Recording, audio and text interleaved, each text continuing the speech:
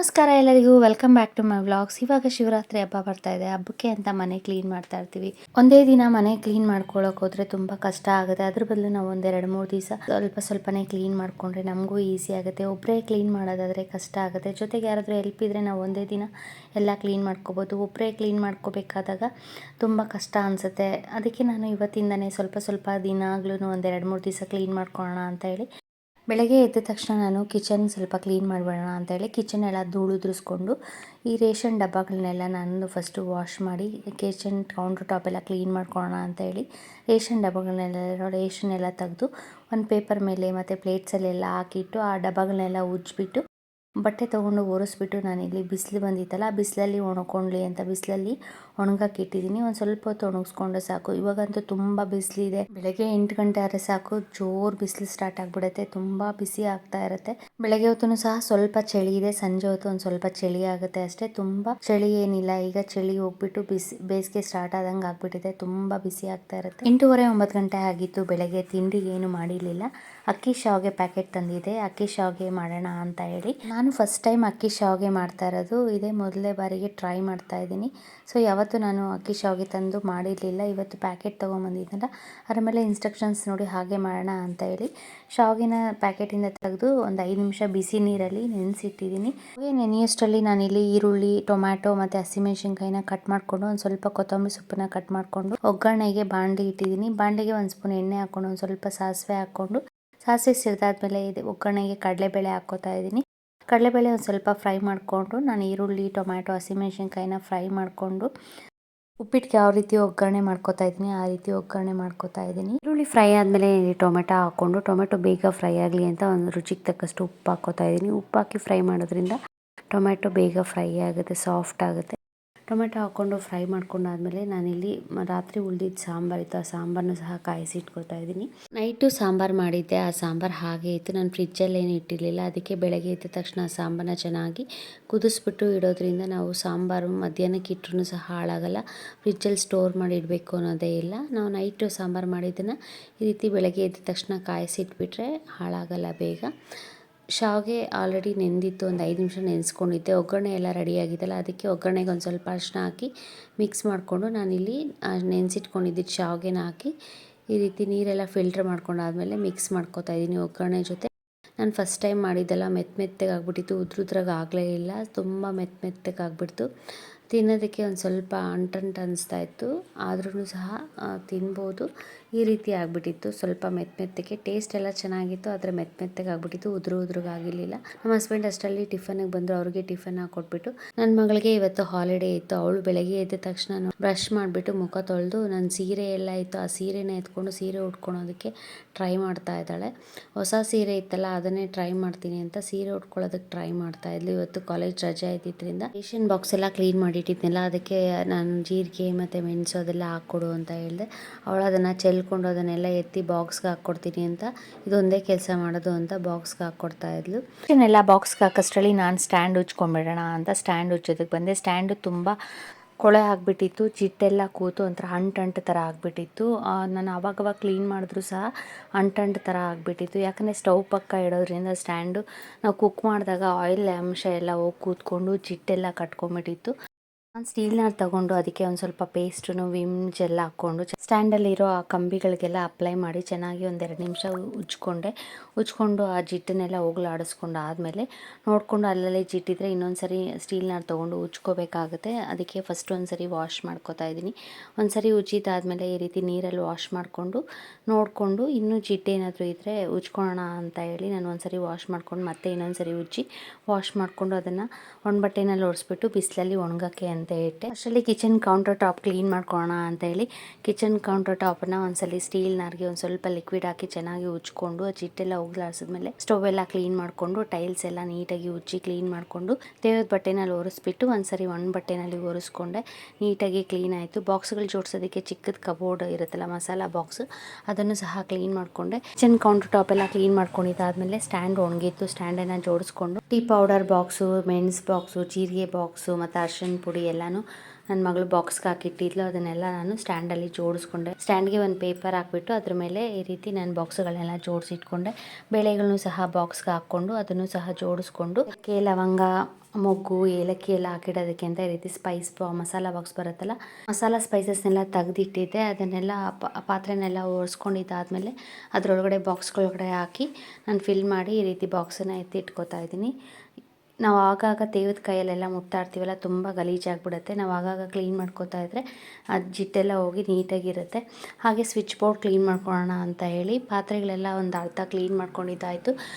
ಎಲ್ಲ ಎತ್ತಿಟ್ಕೊಂಡಿದ್ದಾದಮೇಲೆ ನಾನಿಲ್ಲಿ ಸ್ವಿಚ್ ಬೋರ್ಡ್ನ ಕ್ಲೀನ್ ಮಾಡಿಕೊಂಡೆ. ಆಯಿಲಲ್ಲಿ ಕೊಬ್ಬರಿ ಎಣ್ಣೆ ತೊಗೊಂಡು ಸ್ವಲ್ಪ ಸ್ವಿಚ್ ಬೋರ್ಡ್ಗಳನ್ನೆಲ್ಲ ಕ್ಲೀನ್ ಮಾಡಿಕೊಂಡು ವಾಟರ್ ಫಿಲ್ಟ್ರ್ ಕ್ಲೀನ್ ಮಾಡ್ಕೋಬೇಕಾಗಿತ್ತು. ಆ ಫಿಲ್ಟರ್ನೂ ಸಹ ವಾಶ್ ಮಾಡಿ ಕ್ಲೀನ್ ಮಾಡ್ಕೊಂಡಿದ್ದಾದಮೇಲೆ ಸ್ಟವ್ ಇತ್ತಲ್ಲ, ಸ್ಟವ್ ಬರ್ನರು ಒಂದೆರಡು ಹೋಲು ಕ್ಲೋಸ್ ಆಗಿಬಿಟ್ಟಿತ್ತು.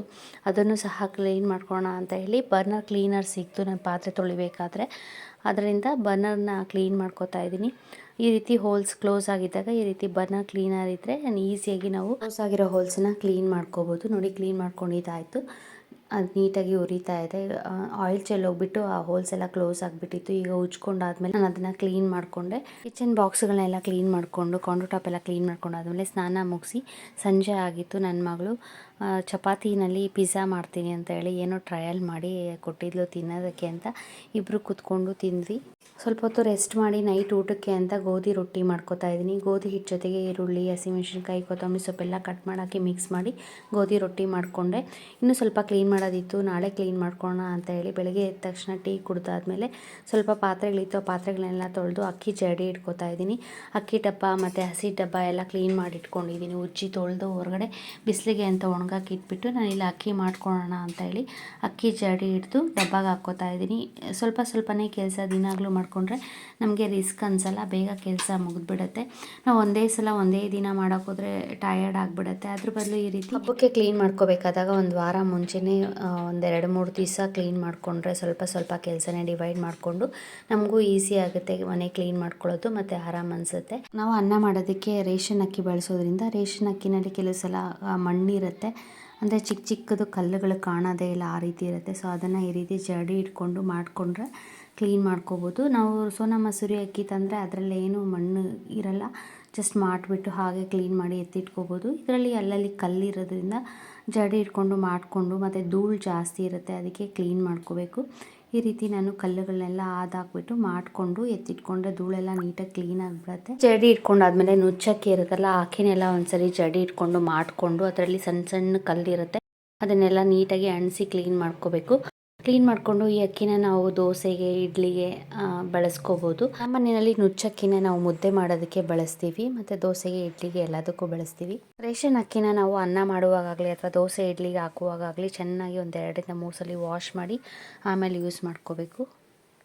ಅಕ್ಕಿನೆಲ್ಲ ಜಡಿ ಇಟ್ಕೊಂಡಿದ್ದಾದಮೇಲೆ ನಾನು ಇಲ್ಲಿ ಗೋಣಿ ಚೀಲ ಮೇಲೆ ಧೂಳೆಲ್ಲ ಇತ್ತು ಅದರೆಲ್ಲ ಒದ್ರುಬಿಟ್ಟು ಕ್ಲೀನ್ ಮಾಡಿಕೊಂಡು ಅಕ್ಕಿ ಡಬ್ಬಕ್ಕೆ ಹಾಕಿದ್ನಲ್ಲ ಆ ಡಬ್ಬನ ಎತ್ಕೊಂಡು ಹೋಗಿ ಕಬೋರ್ಡಲ್ಲಿ ಎತ್ತಿಟ್ಕೋತಾ ಇದ್ದೀನಿ. ಕಬೋರ್ಡಲ್ಲಿ ಇದ್ದಿದ್ದ ಡಬ್ಬಗಳೆಲ್ಲ ತೆಗೆದು ನಾನು ಕಸ ಗುಡಿಸಿ ಕ್ಲೀನ್ ಮಾಡಿ ಇಟ್ಕೊಂಡಿದ್ದೆ. ಅಕ್ಕಿ ಡಬ್ಬ ಮತ್ತು ಹಸಿ ಡಬ್ಬನೆಲ್ಲ ಜೋಡಿಸ್ಕೊಂಡು ಎಲ್ಲ ಎತ್ತಿಟ್ಕೊಂಡಿದ್ದಾಯಿತು. ಕಸ ಗುಡಿಸ್ಬೇಕಾಗಿತ್ತು, ತುಂಬ ಧೂಳಾಗಿಬಿಟ್ಟಿತ್ತು. ನಿನ್ನೆನೂ ಸಹ ಮನೆ ಒರೆಸಿರಲಿಲ್ಲ. ಇವತ್ತು ಸಂಡೇ ಆಗಿರೋದ್ರಿಂದ ನನ್ನ ಮಗಳು ಲೇಟಾಗಿದ್ಲು. ಅವಳು 9-9:30 ಆಗಿತ್ತು ಅವಳು ಎದ್ದೇಳಷ್ಟರಲ್ಲಿ. ನನ್ನ ತಿಂಡಿಗೆ ಬೆಳಗ್ಗೆ ಎದ್ದ ತಕ್ಷಣ ಉಪ್ಪಿಟ್ಟು ಮಾಡಿಟ್ಬಿಟ್ಟಿದ್ದೆ, ಅವರೆಕಾಳು ಉಪ್ಪಿಟ್ಟು ಮಾಡಿಟ್ಟಿದ್ದೆ. ಅಕ್ಕಿ ಎಲ್ಲ ಜಡಿ ಇಟ್ಕೊಂಡಿದ್ದಾಯ್ತಲ್ಲ, ನೀಟಾಗಿ ಆ ಧೂಳನ್ನೆಲ್ಲ ಗುಡಿಸಿ ಕ್ಲೀನ್ ಮಾಡಿಕೊಂಡು ಮನೆ ಒರೆಸ್ಬಿಟ್ಟು, ಇವತ್ತು ಸಂಡೇ ಆಗಿರೋದ್ರಿಂದ ನಮ್ಮ ಹಸ್ಬೆಂಡ್ ಚಿಕನ್ ತರ್ತೀನಿ ಅಂತ ಹೇಳಿದರು. ಮನೆಯಲ್ಲಿ ಇದ್ಕಿದ ಬೇಳೆ ಇತ್ತು, ಇದ್ಕಿದ ಬೇಳೆ ಚಿಕನ್ ಸಾಂಬಾರು ಮಾಡ್ಕೊಳ್ಳೋಣ ಮಧ್ಯಾಹ್ನ ಊಟಕ್ಕೆ ಅಂತ ಹೇಳಿ ಬೆಳ್ಳುಳ್ಳಿ ಎಲ್ಲ ಸುಲಿದಿಟ್ಕೊಂಡು ರೆಡಿ ಮಾಡ್ಕೊಳ್ಳೋಣ ಅಂತ ಹೇಳಿ ಬೇಗ ಕೆಲಸ ಎಲ್ಲ ಮುಗಿಸ್ಕೊಂಡೆ. ತಿಂಡಿ ಮಾಡ್ತಾಯಿದ್ದೀನಿ. ಅವರೆಕಾಳು ಉಪ್ಪಿಟ್ಟು ಜೊತೆಗೆ ಮೊಸರು ಹಾಕ್ಕೊಂಡು ತಿಂತಾರೆ, ಸೂಪರಾಗಿರುತ್ತೆ. ಬಿಸಿ ಬಿಸಿ ಉಪ್ಪಿಟ್ಟು ತಿನ್ನೋದಕ್ಕೆ ತುಂಬ ಚೆನ್ನಾಗಿರುತ್ತೆ ಅವರೆಕಾಳು ಉಪ್ಪಿಟ್ಟು. ಅವರೆಕಾಳು ಉಪ್ಪಿಟ್ಟು ತಿಂದಾದ್ಮೇಲೆ ಸಾಂಬಾರಿಗೆ ರೆಡಿ ಮಾಡಿ ಇಟ್ಕೊಂಡಿದ್ದೆ. ಬೆಳ್ಳುಳ್ಳಿ, ಈರುಳ್ಳಿ ಎಲ್ಲ ಕಟ್ ಮಾಡಿ ಇಟ್ಕೊಂಡಿದ್ದೆ. ಇದಕ್ಕಿದ ಬೇಳೆ ಚಿಕನ್ ಸಾಂಬಾರು ಮಾಡೋಣ ಅಂತ ಹೇಳಿ ಇವತ್ತು ಮೊದಲಿಗೆ ಸ್ಟವ್ ಹಚ್ಚಿ ಒಂದು ಪಾತ್ರೆ ಇಟ್ಕೊಂಡು ಅದಕ್ಕೆ 1 ಈರುಳ್ಳಿ, 1 ಹಿಡಿಯಷ್ಟು ಬೆಳ್ಳುಳ್ಳಿ ತೊಗೊಂಡಿದ್ದೀನಿ, 1 ಟೊಮ್ಯಾಟೊ, ಒಂದು ಸ್ವಲ್ಪ ಕೊತ್ತಂಬರಿ ಸೊಪ್ಪು ಹಾಕ್ಕೊಂಡು ಒಂಚೂರು ಎಣ್ಣೆ ಹಾಕ್ಕೊಂಡಿದ್ದೀನಿ. ಎಣ್ಣೆಯಲ್ಲಿ ಒಂದು ಸ್ವಲ್ಪ ಹೊತ್ತು ಮೀಡಿಯಮ್ ಉರಿನಲ್ಲಿ ಹುರ್ಕೋತಾ ಇದ್ದೀನಿ.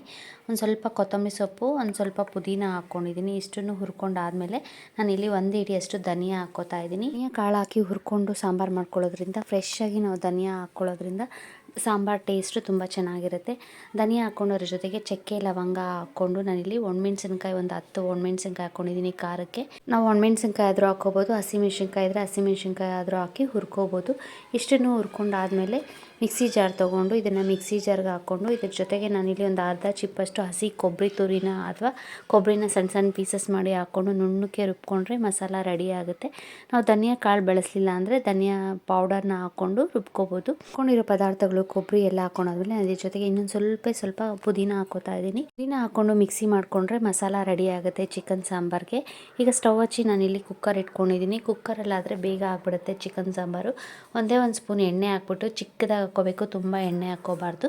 ಒಂದು ಅರ್ಧ ಈರುಳ್ಳಿನ ಸಣ್ಣದಾಗಿ ಹೆಚ್ಚಿ ಕಟ್ ಮಾಡಿ ಹಾಕ್ಕೊಂಡಿದ್ದೆ. ಅದನ್ನು ಸ್ವಲ್ಪ ಹೊತ್ತು ಫ್ರೈ ಮಾಡಿಕೊಂಡು ನಾವು ಚಿಕನನ್ನು ವಾಶ್ ಮಾಡಿ ಇಟ್ಕೊಂಡಿದ್ದೆ. ಆ ಚಿಕನನ್ನು ಹಾಕಿ ಎಣ್ಣೆಯಲ್ಲಿ ಒಂದು ಸ್ವಲ್ಪ ಹೊತ್ತು ಫ್ರೈ ಮಾಡ್ಕೋತೀನಿ. ಚಿಕನನ್ನು ಫ್ರೈ ಮಾಡ್ಕೊಳ್ಳುವಾಗ ರುಚಿಗೆ ತಕ್ಕಷ್ಟು ಉಪ್ಪು ಹಾಕಿ ಫ್ರೈ ಮಾಡ್ಕೋತಾ ಇದ್ದೀನಿ. ಸಾಂಬಾರಿಗೆ ನೋಡಿಕೊಂಡು ನಾನು ಲಾಸ್ಟಲ್ಲಿ ಬೇಕು ಅಂದರೆ ಇನ್ನೊಂದು ಸ್ವಲ್ಪ ಉಪ್ಪು ಹಾಕ್ಕೋತೀನಿ. ಸ್ಟಾರ್ಟಿಂಗಲ್ಲಿ ಒಂದು ಸ್ವಲ್ಪ ಉಪ್ಪು ಹಾಕಿ ಚಿಕನನ್ನು ಫ್ರೈ ಮಾಡ್ಕೋತಾ ಇದ್ದೀನಿ. ಇದ್ರ ಜೊತೆಗೆ ನಾನು 1/4 ಟೀ ಸ್ಪೂನಷ್ಟು ಅರಿಶಿನ ಪುಡಿ ಹಾಕಿ ಮಿಕ್ಸ್ ಮಾಡಿಕೊಂಡು ನಾವು ಇದಕ್ಕಿನ ಬೇಳೆನ ಇಟ್ಕೊಂಡಿದ್ವಲ್ಲ, ಇದಕ್ಕಿನ ಬೇಳೆನ 1 ಕಪ್ಪಷ್ಟು ಇದಕ್ಕಿನ ಬೇಳೆ ಹಾಕ್ಕೋತಾ ಇದ್ದೀನಿ. ನಾವು ಜಾಸ್ತಿ ಬೇಕು ಅಂದರೆ ಜಾಸ್ತಿ ಇದಕ್ಕಿನ ಬೇಳೆನ ಹಾಕ್ಕೋಬೋದು. ನಾನಿಲ್ಲಿ 1 ಕಪ್ಪಷ್ಟು ಇದಕ್ಕಿನ ಬೇಳೆನ ಹಾಕಿ ಚಿಕನ್ ಜೊತೆ ಮಿಕ್ಸ್ ಮಾಡ್ಕೋತಾ ಇದ್ದೀನಿ ಬೇಳೆನ. ನಾವು ಬೇಳೆನ ಹಾಕಿ ತುಂಬ ಹೊತ್ತು ಫ್ರೈ ಮಾಡ್ಕೊಳ್ಳೋ ಅವಶ್ಯಕತೆ ಇರಲ್ಲ. ಮಿಕ್ಸ್ ಮಾಡಿ ಸ್ವಲ್ಪ ಫ್ರೈ ಮಾಡಿಕೊಂಡ್ರೆ ಸಾಕು. ಫ್ರೈ ಮಾಡಿಕೊಂಡು ನೋಡಿ ನೀರು ಬಿಡೋಕ್ಕೆ ಸ್ಟಾರ್ಟ್ ಆಗಿದೆ ಚಿಕನಲ್ಲಿ ಆಲ್ರೆಡಿ.